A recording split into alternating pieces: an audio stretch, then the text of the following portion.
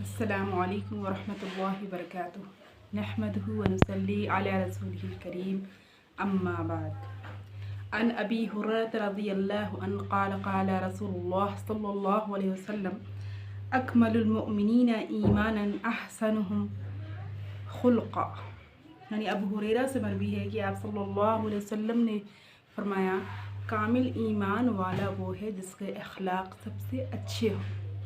قیامت میں سب سے وزنی جو ہوگا وہ اخلاق ہوگا۔ آپ صلی اللہ علیہ وسلم کے اخلاق کی وجہ سے دین پھیلا تھا، اور آپ صلی اللہ علیہ وسلم کا اخلاق اتنا اعلیٰ تھا کہ اس کی وجہ سے آپ نے دشمنوں کا بھی مقابلہ کیا اور دشمنوں کو بھی معاف فرما دیا۔ یہ آپ صلی اللہ علیہ وسلم کے عمدہ اخلاق میں سے تھے، سب سے اعلیٰ اخلاق آپ صلی اللہ علیہ وسلم کو دیا گیا تھا۔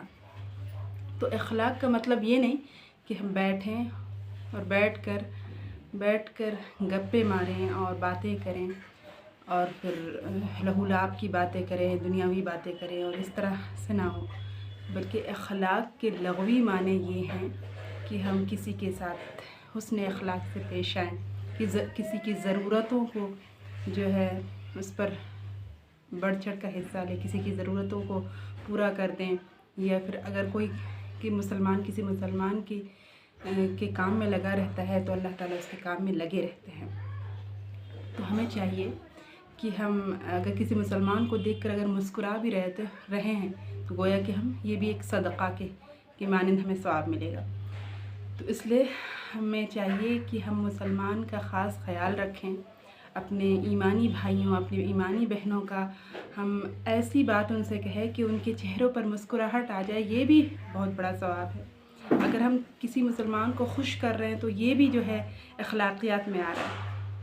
اگر کسی کی مدد کر رہے ہیں تو یہ بھی اخلاقیات میں آ رہا ہے۔ اگر کسی کے ساتھ ہمدردی کا سلوک کر رہے ہیں تو یہ بھی اخلاقیات میں آ رہا ہے۔ اگر کسی کو تحفے تحائف دے رہے ہیں یہ بھی اخلاقیات میں آ رہا ہے۔ تو ہمیں چاہیے کہ اپنے اخلاق کو عمدہ سے عمدہ بنائیں۔ اور دوسرا یہ کہ اگر کسی کی ذات سے ہمیں تکلیف پہنچ رہی ہے تو ہمیں چاہیے کہ اسے اللہ کے لیے معاف کر دیں، کیونکہ آپ صلی اللہ علیہ وسلم نے کتنی تکلیفیں برداشت کی اور سب کو معاف کر دیا ہے۔ طائف کے میدان میں جو ان لوگوں نے آپ کے ساتھ کیا، اگر چاہتے تو آپ بدلہ لیتے، لیکن آپ نے معاف فرما دیا، اتنا عمدہ اخلاق تھا۔ تو ہمیں بھی چاہیے کہ ہم اگر کوئی ہمارے ساتھ زیادتی کر رہا ہے تو ہم اسے کس کے لیے معاف کر دے؟ اللہ کے لیے معاف کر دے۔ جو اللہ کے لیے معاف کر دے گا تو اس کا اجر تو بہتر سے بہترین اللہ تعالیٰ عطا فرمائے گا۔ اس لیے ہر حال میں ہم صبر کرنا سیکھیں۔ ان اللہ مع الصابرین، صبر کرنے والوں کے ساتھ اللہ ہوتا ہے نا، تو ہم صبر کریں اور اللہ سے مانگیں، ہر حاجت کو اپنے اللہ کے سامنے رکھیں، اللہ سے روئیں کہ اللہ مجھے صابرین میں سے بنا، یا اللہ میرے اخلاق اتنے عمدہ کر دے کہ ہم ہر ایک کو، اگر کوئی زبان سے کوئی ایسی بات کہہ رہا ہے تو میں اسے کس کے لیے معاف کر دوں؟ اللہ کے لیے معاف کر دوں۔ معاف کرنا اتنا آسان نہیں ہوتا۔ جب غصہ آتا ہے انسان کو، جب غصہ غالب ہوتا ہے تو انسان کو بڑا مشکل ہوتا ہے غصے کو قابو کرنا۔ اس لیے فرمایا کہ بہادر وہ شخص نہیں ہے جو کسی شیر کو پچھاڑ دے، بہادر وہ شخص ہے جو غصہ آئے اور اس پر قابو کر لے، اپنے آپ کو قابو کر لے نا۔ تو اس لیے ہمیں چاہیے کہ اپنی مسکراہٹوں سے دوسروں کے چہرے میں بھی مسکراہٹ لائیں، اور اپنی خوشی دوسروں کو بھی ایسی بات کہیں کہ اس کے چہرے میں بھی خوشیاں جو ہے نمایاں ہو۔ اللہ تعالیٰ ہمیں اعلیٰ سے اعلیٰ اخلاق پیدا کرنا ہمارے اندر، کیونکہ نا جنت میں جب انسان جائے گا نا تو 5 صفتوں کے ساتھ ہو جائے گا۔ پہلا تو آدم علیہ السلام کا قد اسے ملے گا، آدم علیہ السلام کی لمبائی اسے ملے گی، یوسف علیہ السلام کی خوبصورتی اسے دی جائے گی، اور آپ صلی اللہ علیہ وسلم کے مبارک اخلاق دیے جائیں گے، اور ایوب علیہ السلام کا صبر دیا جائے گا، اور داؤد علیہ السلام کی میٹھی زبان دی جائے گی۔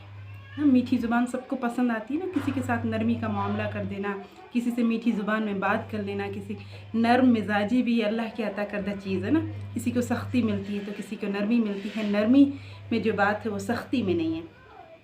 تو ہمیں چاہیے کہ اپنے بڑوں کا ادب کریں، اپنے چھوٹوں پر شفقت کریں اور نرمی کا معاملہ کریں، اچھے اخلاق سے پیش آئیں، اپنے گھر والوں کے ساتھ، اپنے معاشرے میں کیسے رہنا ہے، اپنے گھر والوں کے ساتھ کیسے رہنا ہے، رشتہ داروں کے ساتھ کیسے رہنا ہے، اس طرح سے اپنے آپ کو بنائیں جس طرح نبی کریم صلی اللہ علیہ وسلم نے اپنے اخلاق کے ذریعے سے ہر کچھ فتح کر لیا تھا، کہ ان کے اس طرح سے ہمیں بھی بننا ہے اور ہمیں بھی اس کے لیے اللہ سے مانگنا ہے۔ السلام علیکم ورحمۃ اللہ وبرکاتہ۔ آخر دعوانا الحمد للہ رب العالمین۔ السلام علیکم۔